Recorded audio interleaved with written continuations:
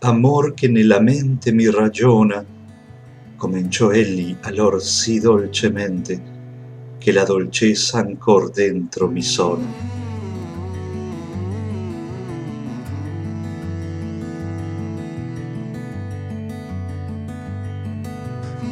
Bienvenidos al Rincón de los Clásicos.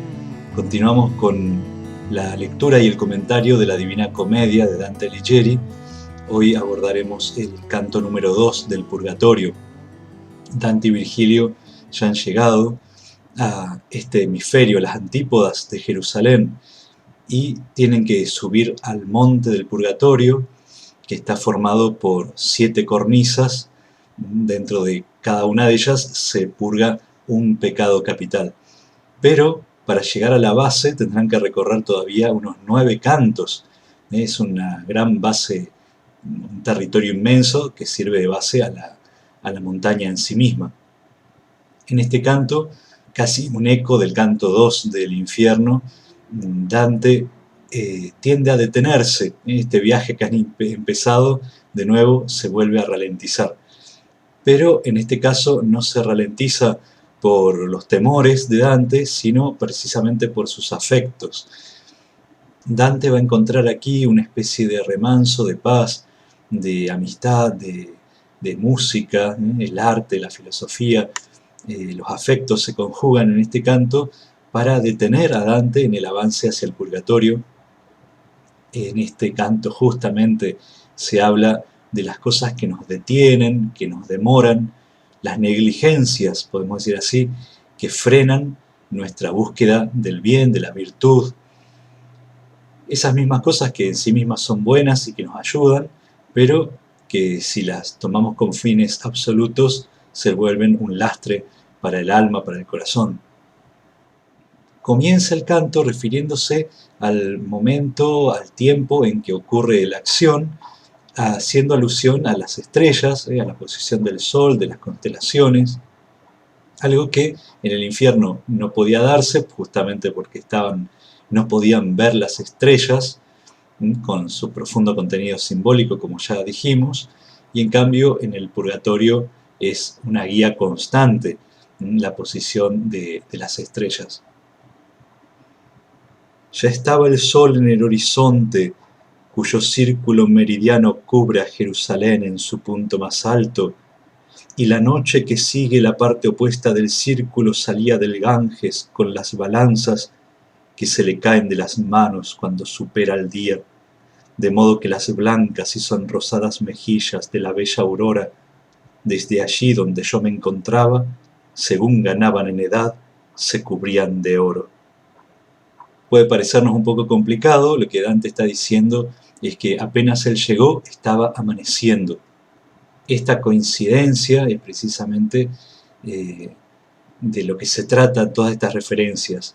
No son los movimientos del cosmos, de las estrellas, no están desligados del viaje del cristiano, del viaje del peregrino de Dante, para llegar a la salvación. El viaje del ser humano se inscribe en este gran viaje del cosmos hacia el último día, ¿no? Hacia la consumación final. Por eso Dante trae a colación como un gran marco de su propio viaje espiritual, como vemos acá el sol, las estrellas, el día, la noche, los continentes. Todo avanza bajo la mirada de Dios y el destino de cada hombre está inscrito y armoniza con la historia del mundo y del cosmos. Dante supone que hay un círculo meridiano que el sol traza desde el este, desde la desembocadura del río Ganges en la India, cruza por Jerusalén, donde es el lugar de la crucifixión, después desciende hacia Cádiz, en el oeste, y después, por supuesto, empieza a amanecer en el otro hemisferio, donde Dante está en el purgatorio. Estos 4 puntos, la desembocadura del Ganges, Jerusalén, otros dicen, algunos comentaristas dicen el monte Sinaí, pero todas las referencias que ha dado Dante hasta aquí son las de la ciudad de Jerusalén. Después, Cádiz, las columnas de Hércules, podríamos decir ahí también, es decir, la región por donde salió el barco de Ulises, y finalmente en la montaña del Purgatorio, en cuya cima está el paraíso original. Están a distancia de 90 grados de ángulo cada uno de estos 4 puntos. Ya el místico medieval Joaquín de Fiore había propuesto estos 4 puntos en el Camino del Sol como símbolos del viaje de Cristo: el nacimiento, en la aurora; la muerte, al mediodía; la resurrección, al ocaso; y la ascensión, al pasar por las antípodas. Es decir, que el hemisferio norte, podríamos decir así, es el lugar de la oscuridad, donde el sol, que para nosotros está atravesando la cumbre, en realidad está en su fase de sumergirse en nuestro mundo de corrupción, y al amanecer en el hemisferio sur está entrando, podemos decir, en realidad en la fase positiva, está entrando de nuevo en la región de la inocencia, de la pureza. Por eso el sol de la mañana que ve Dante es el sol justamente de la resurrección. Esto nos evoca también aquel pasaje de las cartas de San Ignacio de Antioquía, mártir de inicios del siglo II, que decía que era bueno que su vida, como el sol, atravesara del oriente hacia el occidente. Él era obispo de Antioquía, en oriente, iba, moría a Roma, a occidente. Dice, para que mi vida trasponga en Dios. Es decir, que al ocaso de su vida, esa especie de muerte, cuando cae el sol al occidente, es en realidad el amanecer en la vida eterna, es el amanecer en la otra vida. Por eso, cuando Dante dice que coincidió su llegada al purgatorio con el amanecer, está diciendo que no son 2 acontecimientos fortuitos que se dan al mismo tiempo, sino que están misteriosamente coordinados, forman parte del mismo plan divino. El pasaje dice también que la noche que sigue a la parte opuesta del círculo salía del Ganges con las balanzas. Es decir, mientras amanece ahí donde está Dante, del otro hemisferio empieza a oscurecer, empieza a llegar la noche.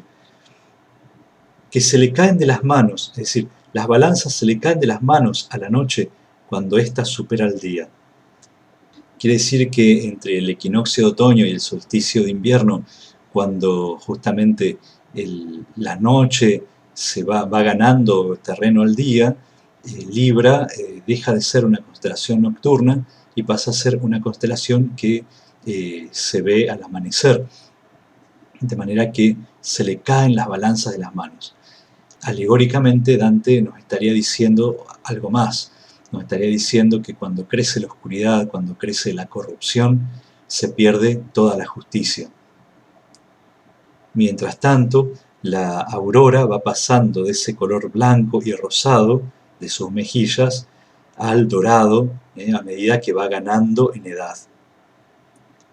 Permanecíamos aún a la orilla del mar, como quien piensa en su camino y lo anda con el corazón mientras el cuerpo está quieto. Parece un momento contemplativo, Dante y Virgilio mirando el amanecer y adelantándose con el corazón al viaje que tienen que hacer, pero no moviéndose ningún paso. Este es probablemente el punto al que irónicamente se hace referencia a lo largo de este canto, cuando nos detenemos embelesados por la belleza, por la armonía, y sin embargo no buscamos nosotros mismos hacer más bella nuestra alma, sino simplemente contemplar la belleza fuera de nosotros. Admiramos las virtudes, la santidad, pero no nos movemos ni un milímetro de nuestra condición más cómoda. Y ahora, desde ese horizonte que ellos están contemplando, empieza a surgir una especie de llamarada que se viene acercando. Y he aquí que, como en la hora matutina, Marte enrojece por los densos vapores allá en el poniente sobre la superficie del mar, así se me apareció, y ojalá pudiera verla aún, una luz que por el mar venía tan rápidamente que a su movimiento ningún vuelo podría superar. Y como apartase un poco la vista de ella para preguntar a mi guía, la vi de nuevo más brillante y mayor, como cuando uno desvía por un momento la vista, pero viene a tal velocidad que al volver a mirar ya está cada vez más cerca. Después A cada lado me pareció ver un no sé qué blanco, y debajo, poco a poco, vi salir algo blanco también. Es un pasaje totalmente impresionista, podríamos decir, en términos pictóricos. No se nos dice qué, se nos dan las impresiones de esta luz, primero roja, después de algo blanco, un no sé qué blanco, a los costados, abajo, que se viene acercando entre la niebla del amanecer y la luz del sol que está surgiendo. La referencia al planeta Marte puede ser no solo una alusión al color rojo, sino también a la música, como vamos a ver un poco más adelante. Mi maestro aún no había dicho palabra cuando me advirtió que las primeras cosas blancas eran alas, y entonces, conociendo bien al marinero, gritó: «Dobla, dobla las rodillas, he aquí el ángel de Dios, junta las manos. De ahora en adelante verás tales ministros del Señor». Virgilio reconoce que lo que está viniendo es un ángel a través del agua. Este ángel que podemos imaginar con el rostro rojo, como pintan en los íconos bizantinos, orientales, a los serafines. Otros dicen que lo que es rojo es la vestidura, pero parecería que como es algo blanco debajo, eso blanco sería la túnica y lo que es rojo es el rostro del ángel, con las alas extendidas a los lados. Sigue diciendo Virgilio: «Fíjate cómo desdeña los medios humanos, no quiere más remo ni velas que sus alas entre lejanas orillas». Parece oponerse a la imagen de Ulises, que vino atravesando el mar haciendo de sus remos alas. Recuerdan aquí, este ángel en cambio hace de sus alas, hace velas. Los remos siempre hacen referencia al esfuerzo humano, al esfuerzo de la voluntad, en cambio las velas hacen más referencia a la docilidad, al amor, a la docilidad al soplo del Espíritu Santo. En los remos queda mejor simbolizado el esfuerzo propio, personal, en cambio en las velas queda simbolizado el dejarse impulsar y suavemente acompañar, podríamos decir así, con un ligero movimiento, aquello que es principalmente obra del soplo del Espíritu, ¿no? Del viento de Dios. Y por eso Virgilio insiste en mira cómo desdeña los medios humanos, no quiere más remo ni velas que sus alas. Y sigue diciendo: «Mira cómo las tiene levantadas hacia el cielo, moviendo el aire con las eternas plumas que no sufren las mudanzas del cabello de los mortales». Es decir, estas plumas no se cambian como las plumas de las aves o el pelo en los animales. Después, cuanto más y más se acercaba a nosotros el ave divina, más luminosa parecía. La llama ave divina, como en el infierno ha llamado pájaro malvado a uno de los demonios. Y puesto que los ojos no pueden mirarlo de cerca, los incliné mientras él llegaba hacia la playa en una barquilla tan ágil y ligera que no cortaba el agua. A popa estaba el barquero celestial que parecía llevar la beatitud escrita en el rostro. Así como en el infierno teníamos a Caronte con su barca llevando almas a la condenación, aquí tenemos un ángel que transporta las almas a la salvación, al purgatorio, obviamente, la antesala ya del cielo. Más de 100 espíritus que dentro iban sentados cantaban «In exitu Israel de Egipto», todos a una voz, continuando con el resto de aquel salmo. Bueno, es una barca bastante grande, evidentemente, van más de 100 espíritus, más de 100 almas.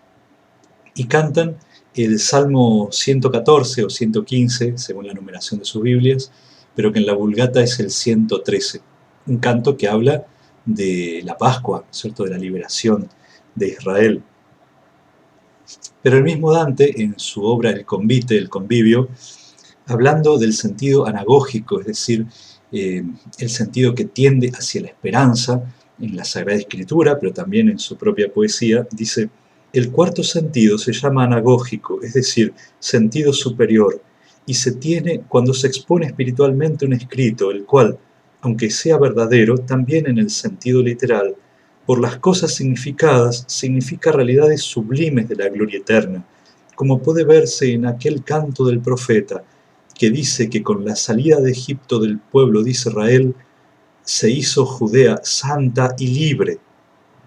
Pues aunque sea verdadero cuanto la letra manifiesta, no es menos verdadero lo que espiritualmente se entiende, esto es, que al salir el alma del pecado, se hace santa y libre en su propia potestad.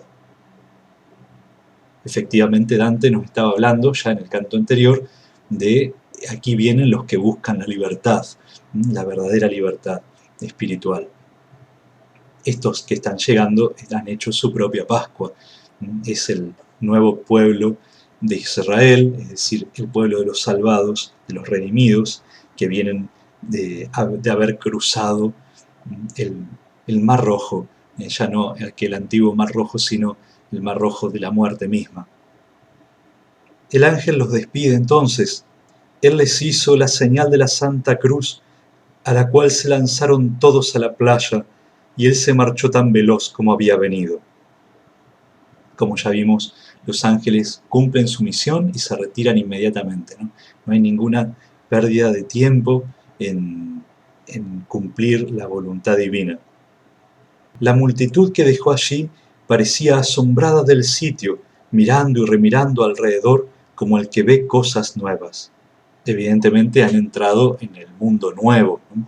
Están frente a una novedad total. Apuntemos también que, como vamos a ver, ahí ya se había mencionado, ¿no? Todos a una voz cantaban. Estas almas son muy unidas entre sí, se va percibiendo cada vez más este perfeccionamiento en el amor, en la caridad, en la armonía entre ellos, el acompañarse mutuamente, paso a paso, todavía están iniciando este camino. Continúa con una referencia temporal. Por todas partes el sol asaeteaba el día, y había con sus saetas echado a Capricornio del centro del cielo. Está evocando la imagen del sol en la mitología griega, figurado como el dios Apolo, el dios cazador, que arroja sus flechas sobre Capricornio, ¿no? Sobre la cabra. Es decir, al amanecer Capricornio estaba en el cenit, al mediodía, y ahora que el sol empieza a avanzar, Capricornio empieza a caer, empieza a descender. Podemos de nuevo pensar que alegóricamente para Dante el sol representa a Cristo, que está echando de su trono en el centro del cielo al demonio, figurado por esta cabra. Cuando los recién llegados levantaron la vista hacia nosotros diciéndonos: si lo sabéis, mostradnos el camino para subir al monte. Y Virgilio respondió: vosotros quizás creéis que somos conocedores de este lugar, pero somos peregrinos, como sois vosotros. Llegamos aquí un poco antes que vosotros por otro camino que fue tan áspero y rudo que subir ahora nos parece cosa de juego. Los recién llegados les preguntan referencias a estos que piensan que son habitantes del purgatorio. Dante y Virgilio especialmente responde que ellos son tan peregrinos como estos que recién llegan.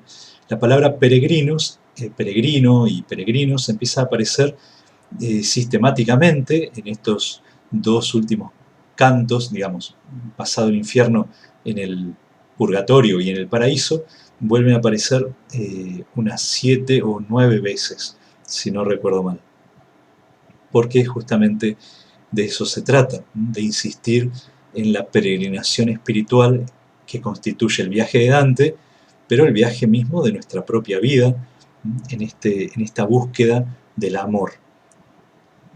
Virgilio dice que hemos llegado por un camino áspero y rudo, si aspra e forte, que evoca el canto primero del infierno, ¿no? el verso número 5, esta selva áspera y fuerte. Recordemos una vez más que especialmente el purgatorio es un canto que nos habla no tanto del purgatorio en la otra vida, sino del purgatorio presente, ¿no? Del esfuerzo para reencontrar nuestro propio corazón, ese corazón de los 9 años de Dante. el corazón enamorado de Dios. Y por eso mismo el purgatorio evoca tantas veces la figura de la iglesia peregrina, de la iglesia que está aquí en la tierra, y vamos a ver en el purgatorio muchas alusiones a la liturgia, a los salmos, a las oraciones, es decir, a la vida de la comunidad de la iglesia aquí en este mundo, donde las almas como estas se encuentran y se preguntan mutuamente, ustedes saben por dónde hay que subir, cómo tenemos que hacer, y en realidad ninguno de nosotros tiene una respuesta. Todos estamos en este mismo camino y la respuesta tiene que venir de lo alto, tiene que ser un llamado superior. Por eso vamos a ver permanentemente a los ángeles en todo el purgatorio como los que van abriéndonos las puertas, señalándonos los caminos. Las almas que cayeron en la cuenta por mi respiración que yo estaba vivo todavía, se pusieron pálidas de asombro, y como el mensajero que llega con el ramo de olivo atrae a la gente para oír sus nuevas, y ninguno se muestra esquivo a agruparse, así a mi vista se agolparon todas aquellas almas, casi olvidando que tenían que ir a embellecerse. Aparece de nuevo otra referencia al olvido de las almas. Las almas se olvidan que tienen que hacerse bellas.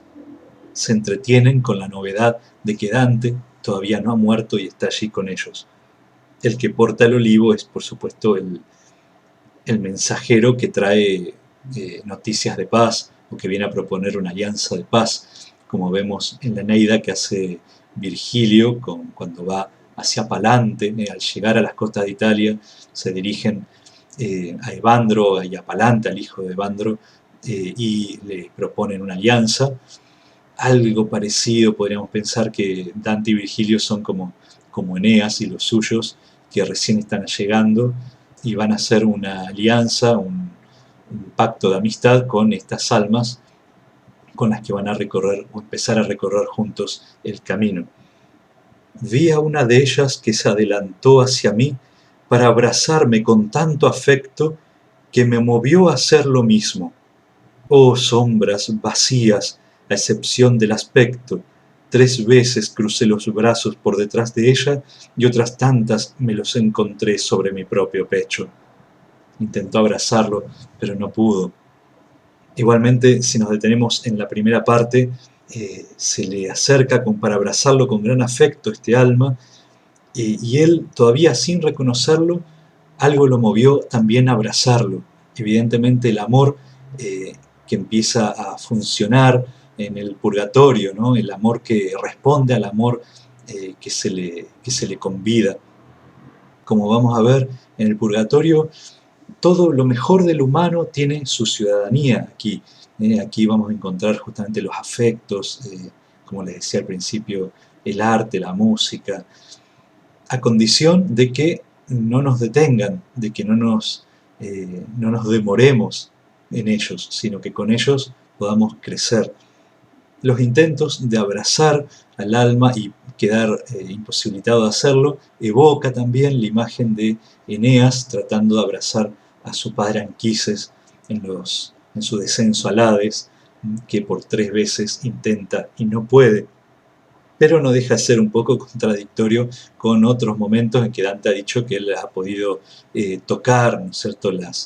¿Se acuerdan en el infierno de pegarle alguna patada, incluso algún alma sumergida en el cosito? Más adelante Dante va a explicar o armonizar un poco toda esta fluctuación en su presentación de la corporeidad de las almas en el otro mundo. Creo que el asombro se debió de pintar en mi rostro, porque la sombra sonrió y retiróse, y yo avancé siguiéndola. Suavemente me dijo que me detuviese, y entonces conocí quién era. Por el sonido de la voz lo reconoce. Y le rogué que para hablarme se parase un poco. El fenómeno se va a repetir alguna vez más en el purgatorio, también en el paraíso. Dante, de buenas a primeras, no las reconoce a las almas porque son más bellas de lo que lo fueron aquí en la tierra, y en cambio las reconoce por su voz. Me respondió: así como te amé cuando estaba en mi cuerpo mortal, te amo desprendida de él. Por eso me detengo. Pero tú, ¿por qué vas por este camino? Y Dante le responde, Casella mío, para volver otra vez allá donde estuve hago este viaje, dije. Pero tú, ¿cómo has tardado tanto? Notamos el entusiasmo amical en este diálogo donde cada uno se pregunta por el otro.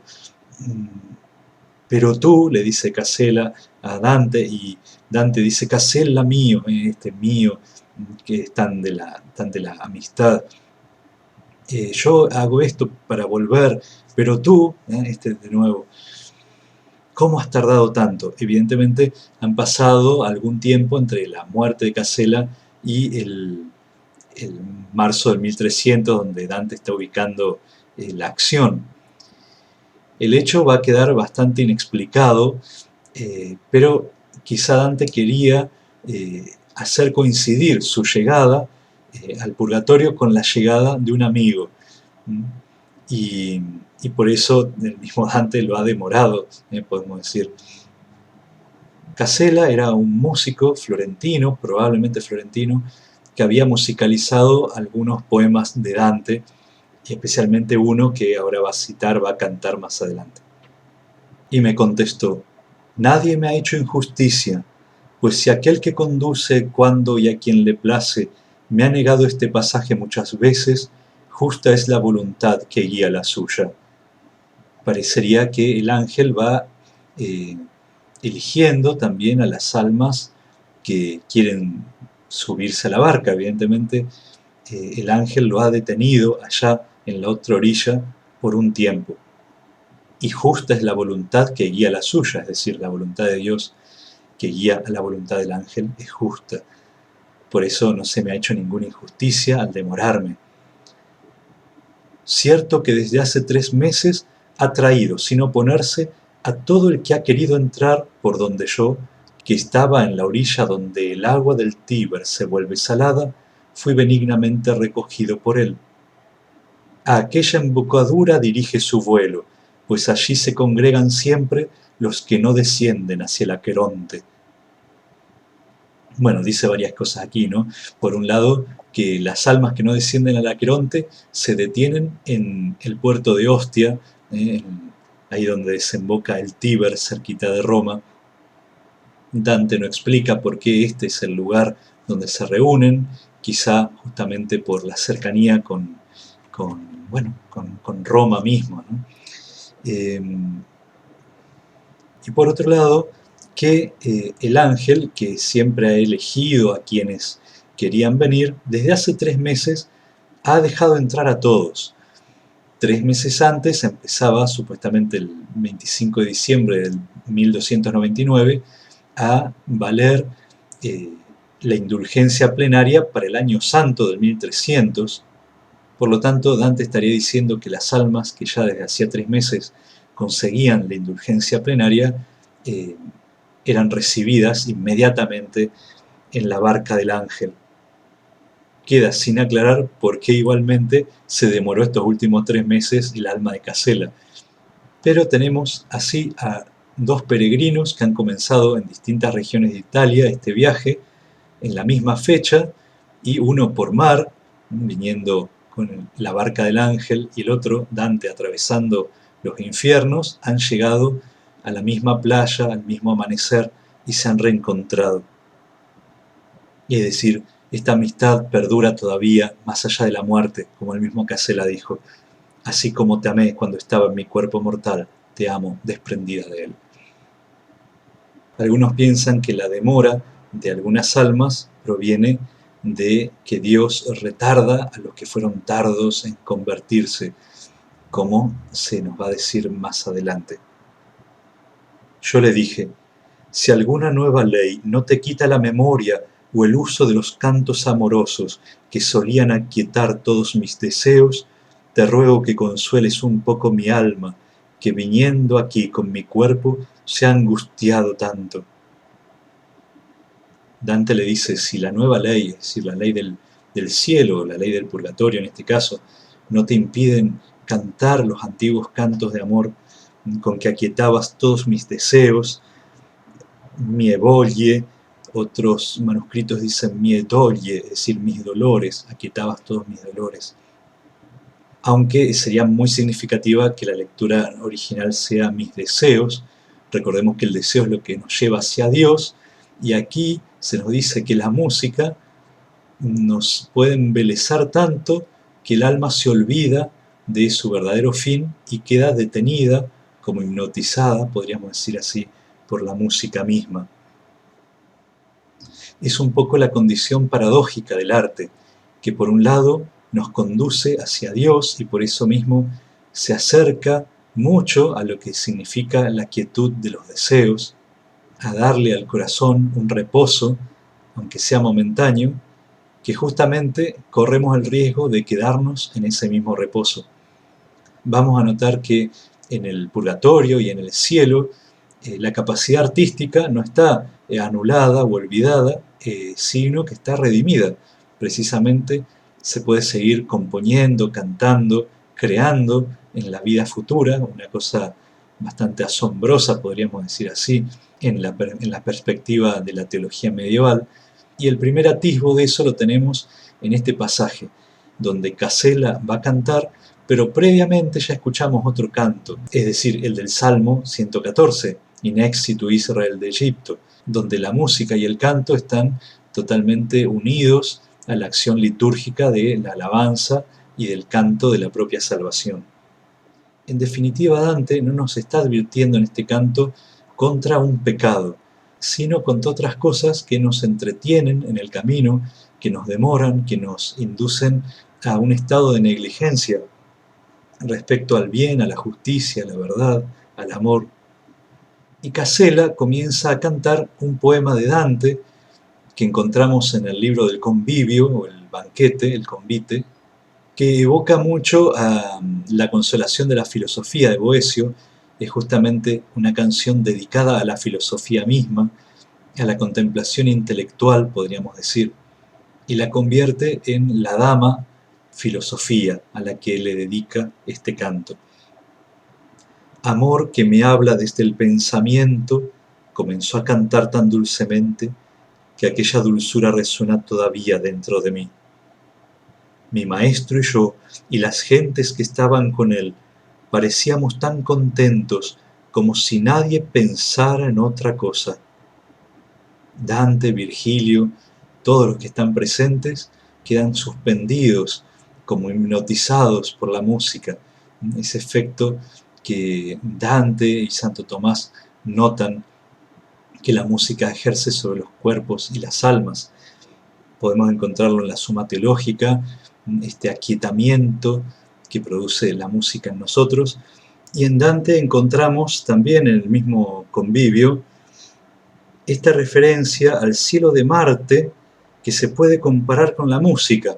Es decir, él establece esta vinculación entre cada uno de los cielos y las distintas artes, en las artes liberales del trivium y el quadrivium medieval.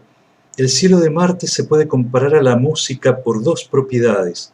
La una es su más bella relación, pues en la enumeración de los cielos móviles, por cualquier parte que se comience, desde el ínfimo cielo o desde el cielo más alto, el cielo de Marte es el quinto, es el que está en medio de todos, esto es, de los primeros, de los segundos, de los terceros y de los cuartos.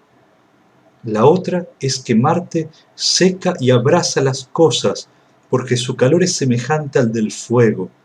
Esta es la causa de que aparezca de un color de fuego, unas veces más y otras menos, según la densidad y ligereza de los vapores que le siguen. Recordemos que Dante ha hablado del color rojo de Marte al comienzo de este canto. Y estas dos propiedades se dan en la música, la cual es toda ella relativa, como se ve en las palabras armonizadas y en los cantos, de los cuales resulta una armonía tanto más dulce cuanto mayor es su relación, la cual es en esta ciencia más bella que en ninguna otra, por ser el objeto principal de dicha ciencia. Además, la música atrae hacia sí los espíritus humanos, que son principalmente como vapores del corazón, de tal forma que éstos casi cesan en todas sus operaciones. Por eso sucede que el alma entera, cuando oye la música y la virtud de todos corren en pos del espíritu sensible que recibe el sonido. Y Santo Tomás dice: las delectaciones corporales impiden el uso de la razón por 3 motivos. Primero, por la distracción, porque, como se ha dicho, prestamos gran atención a las cosas en las que nos deleitamos.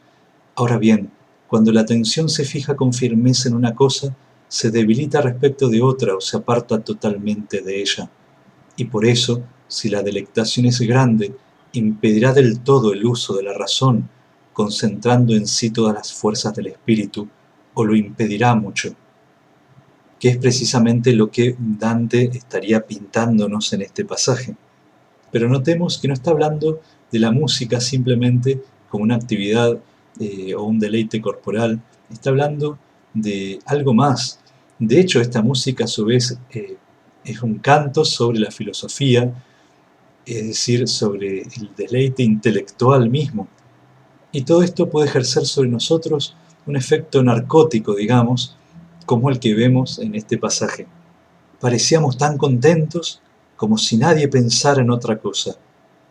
Estábamos todos pendientes de sus notas, cuando he aquí que el anciano venerable, es decir, Catón, apareció diciendo: ¿qué es esto, espíritus tardos? ¿Qué olvido, qué descuido es este? Corred al monte a despojaros de vuestra impureza, que no permite que Dios se os manifieste.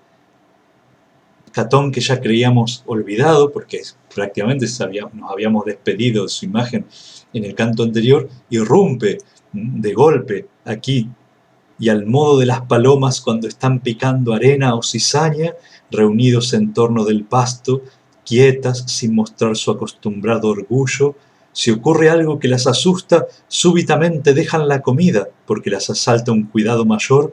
Así vi yo a aquel grupo recién formado dejar el canto y dispersarse por la costa como quien va no sabe a dónde.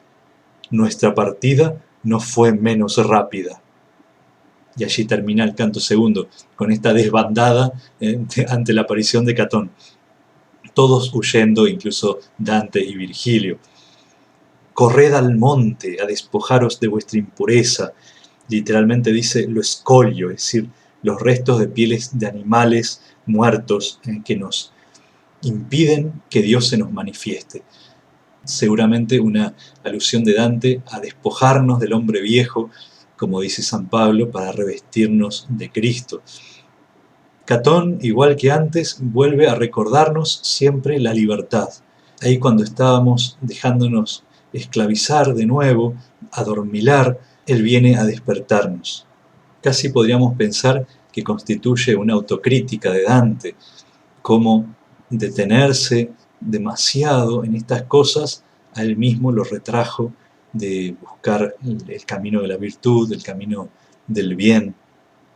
En estas mismas cosas que debían ser el camino para encontrarlo. Notemos finalmente que esta imagen de las palomas es tan evocadora de la humildad, de la inocencia, de la debilidad, de la mansedumbre. Es una imagen clásica de las almas de los cristianos, desde las catacumbas ya. Son un símbolo de los habitantes de este segundo reino, en contraste con las almas soberbias de los condenados.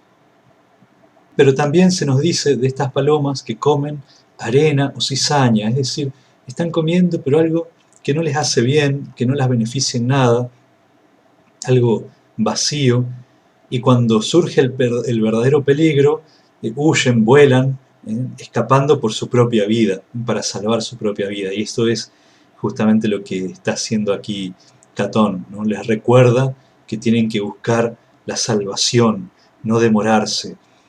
Catón no habla de pecado, sino de negligencia, de descuido. Dante y Virgilio salen también corriendo, ¿no? Nuestra partida no fue menos rápida. Con este final Dante insiste en que él mismo e incluso Virgilio son almas que necesitan ser purificadas, ¿no? Almas que han sido salvadas, pero tienen un largo camino todavía y necesitan ser corregidas, apuntaladas, instruidas, purificadas a lo largo de este camino. Ya no pueden entretenerse o distraerse. Tienen que pasar de la música y de la filosofía, tienen que pasar directamente a la contemplación, es decir, dejar sus propias elucubraciones y recibir la inspiración de lo alto, abrirse a la revelación de Dios, abrirse al llamado que Dios les está haciendo. La música alimenta el amor, se decía antiguamente, pero Dante nos está advirtiendo, hay dos músicas, hay dos amores, como dice San Agustín, homo novus novit canticum novum. El hombre nuevo conoce un canto nuevo, es decir, el canto de la Pascua, el canto con que llegaban las almas en esta barca al principio del canto número 2. Las tres partes del Salmo 113 en la Vulgata, 114, 115 en nuestras Biblias, justamente podría asimilarse a las tres partes en las que se divide este canto número 2, es decir, en la primera parte del Salmo tenemos el milagro del Éxodo, y aquí en el canto 2 del Purgatorio tenemos la llegada de las almas hacia el Purgatorio, es decir, haber pasado su propia Pascua.